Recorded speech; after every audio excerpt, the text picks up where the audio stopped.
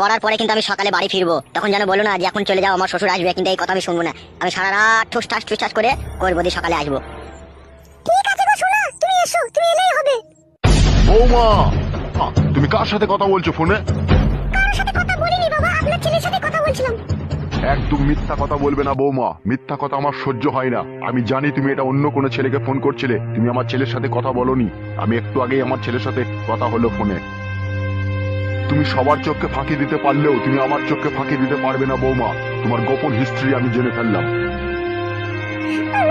বাবা, বাবা আপনার দুটো পায়ে ধরে বলছি বাবা, এরকম কথা আমার স্বামীকে বলো না বাবা, তাহলে আমার সংসারের মধ্যে অশান্তি লেগে যাবে বাবা।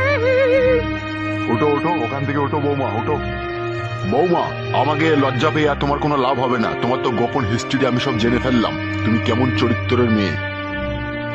চোখ খুলো, চোখ খুলো আর আমার দিকে তাকাও, আমি কি বলছি শুনো।